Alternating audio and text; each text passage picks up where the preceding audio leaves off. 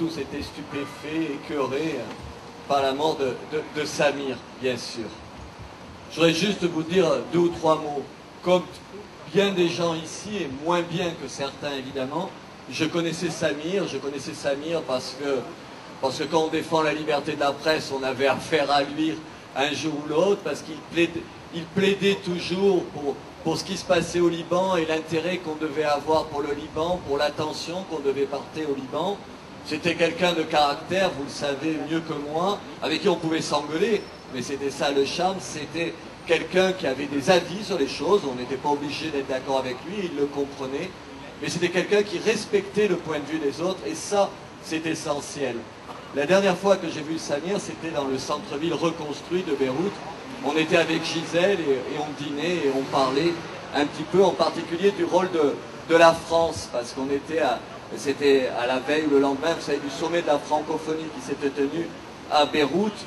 Et je le dis qu'aujourd'hui, ce qu'on est en droit de demander, c'est justice pour Samir. Justice pour Samir, ça veut dire qu'on sache, même si nos regards de tous se tournent vers le même endroit, qu'on sache, qu'on nous prouve et qu'on mette en prison, après les avoir condamnés, ceux qui ont assassiné Samir. Pour ça, il faut évidemment qu'on se mobilise tous, que la société libanaise se mobilise, que tous les confrères du monde entier se mobilisent comme ils se mobilisent dans d'autres cas. S'il vous plaît.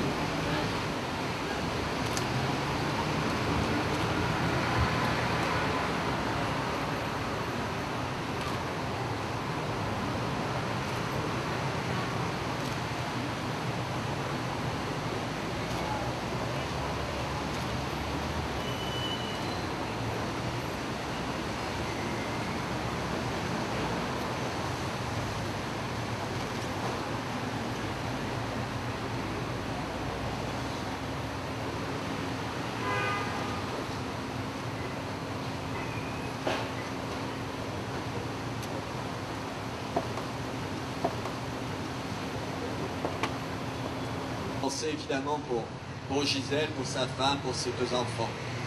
Voilà. Bonsoir.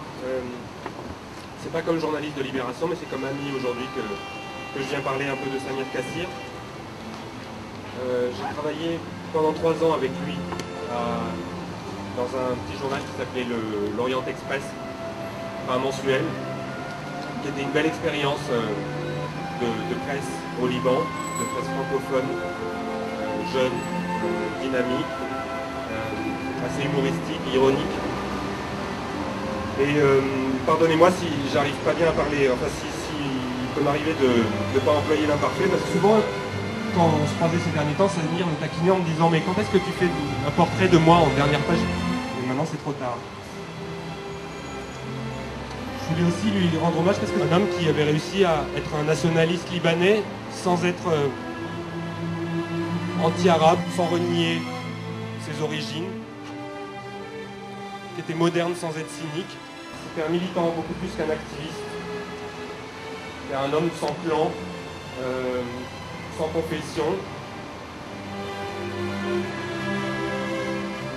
Et à demi-mot déjà, peut-être pas encore par écrit, commençait à regretter, enfin du moins à ironiser sur le spectacle qui pouvait être donné en ce moment par des manœuvres politiciennes qui ne trouvaient pas forcément très dignes. Donc je voudrais que le gouvernement français n'oublie pas que Samir Kassir était français et qu'il, à ce titre-là aussi, il mérite que tous les efforts soient faits pour que un jour la lumière soit faite. Je suis le lecteur en chef du Monde diplomatique et je parle à double titre. D'abord parce que je connais Samir depuis 20 ans, je le connaissais depuis 20 ans, et aussi parce que Samir a fait ses premières armes de journaliste au Monde diplomatique. Alors avant de venir, j'ai essayé de retrouver qu'est-ce qu'il avait écrit, et j'ai trouvé qu'en 1980, je crois qu'il avait 19 ans, et ce qui doit être sans égal au Monde diplomatique, il a fait une note de lecture sur les rapports entre la France et le Maghreb. Et puis en 83, donc il devait avoir 21 ou 22 ans, et là aussi, je ne crois pas qu'il y ait d'autres exemples de collaborateurs aussi jeunes, il avait écrit son premier article sur les Palestiniens. Ça a été un journaliste français beaucoup, c'est après la guerre, l'invasion israélienne du Liban, le premier journaliste à en parler et à décrire son développement. Et puis il a été aussi, on a dit, il était libanais, il était français, mais il était aussi palestinien de cœur.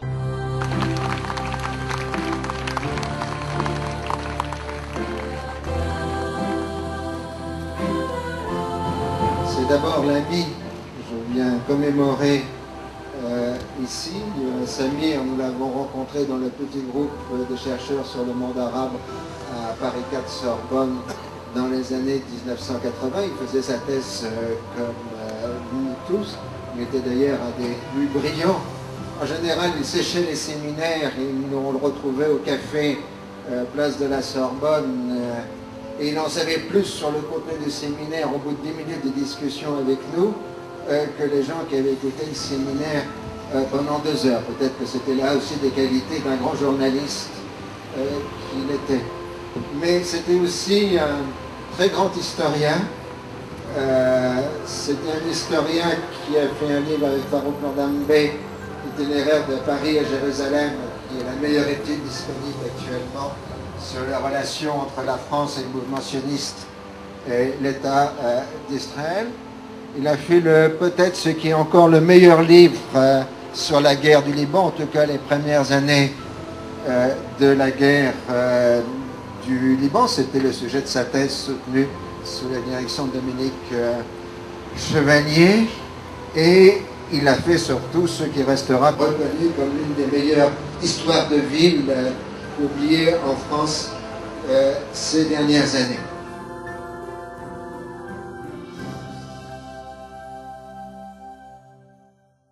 Ce n'est pas le premier, hélas, j'ai bien peur que ce ne soit pas le dernier. Et nous n'en pouvons plus d'être les témoins d'assassinats à chaque fois que l'un de nous s'exprime, à chaque fois que l'un de nous exprime le besoin de tous ceux qui l'entourent, pas qu'au Liban, pas qu'en Syrie, pas qu'en Palestine, partout dans le monde arabe, d'en finir avec ces despotismes qui maintenant s'étalent de l'Atlantique au Golfe. Tout le monde arabe est aujourd'hui sous la botte et quiconque ouvre la bouche n'a le choix qu'entre l'exil ou la liquidation. Voilà aujourd'hui le sort quotidien des hommes libres dans le monde arabe.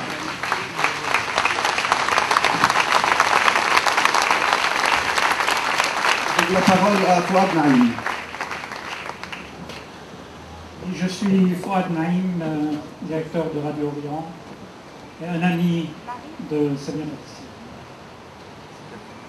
J'ai un petit texte. Nous avons subi au Liban, mais aussi dans beaucoup de pays de la région, tellement de violence, d'exactions, de privation des droits élémentaires et de crimes que les assassinats sont devenus pour nous un phénomène prévisible. Et vous verrez, on en est tout simplement sidéré. Pensez-y. En substance, Samir Kassir a stigmatisé la mainmise de la Syrie sur le Liban et la transformation du système politique libanais en un système policier répressif. C'est tout. Rendez-vous compte, il a été assassiné pour ça.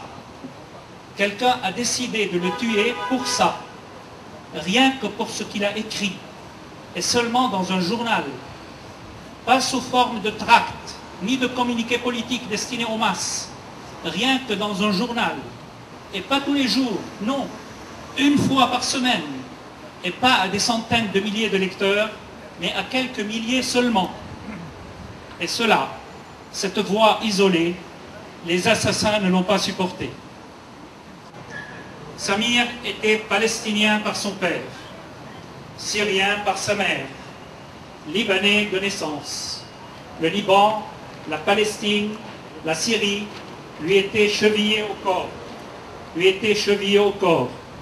Il a défendu les 3 causes avec une égale ardeur. Samir est mort assassiné par la haine, mais aussi et surtout par la peur de ceux qu'il dénonçait. Cette peur qu'il a su inspirer aux meurtriers et le courage qu'il nous a insufflé à tous constitue peut-être sa plus grande victoire.